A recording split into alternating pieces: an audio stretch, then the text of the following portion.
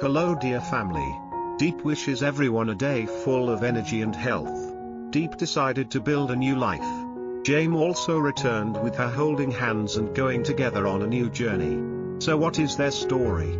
Let's find out today. The afternoon sun poured over the dry earth, turning everything gold and quiet.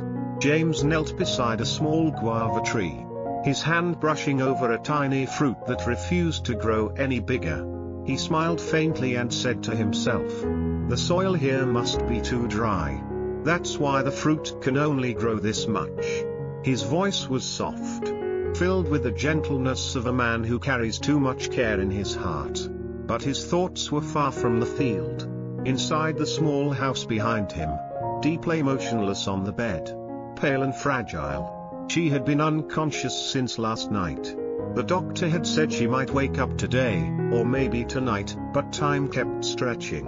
And James could do nothing but wait. He sat beside her, holding her hand, feeling the fading warmth in her fingers. "You have to wake up, Diep," he whispered, his voice trembling. "Your fever's gone. The worst is over. You still have me here. You still have dreams to chase, promises to keep. You said we'd build a life together, remember? So please, open your eyes. You have to wake up." A tear slipped from his cheek onto her hand, soaking into the sheets. Outside, the light kept falling gently through the window, as if the world itself was holding its breath. Then, the next morning, as dawn painted soft colors on the wall, Diep stirred. Her eyelashes fluttered, and her eyes slowly opened. "You're awake," James gasped, his voice filled with disbelief and joy. "How do you feel?" I'm fine. I think," she murmured weakly. "How long was I asleep?" "A whole night." He smiled. "But that's okay. You're awake now. That's all that matters." He helped her sit up and laid out the meal he had prepared: rice, a bit of meat, some vegetables. "Eat while it's still warm," he said gently. "I already had breakfast.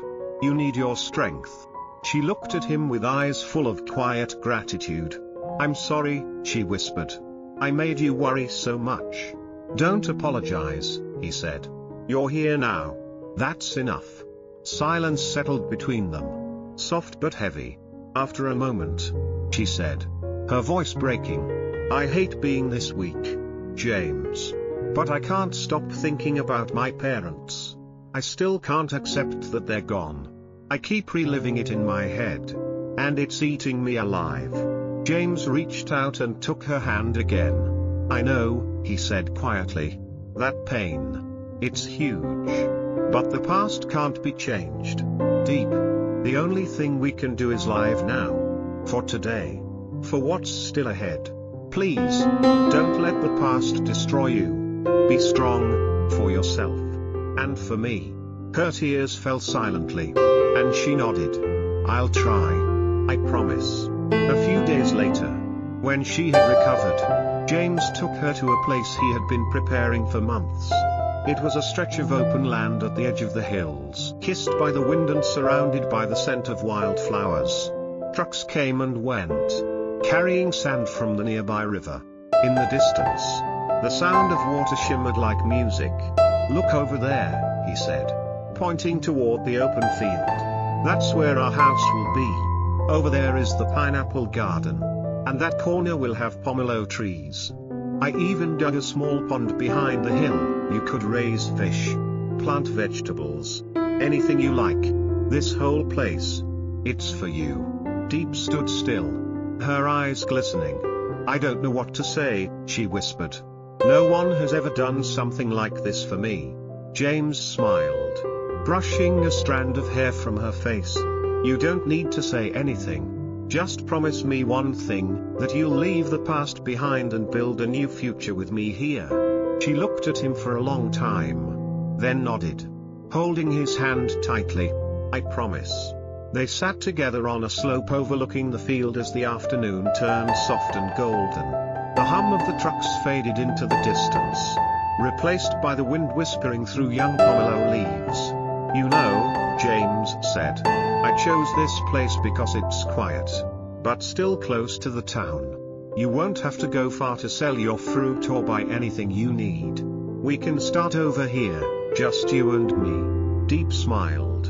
A real smile this time. Gentle and full of light.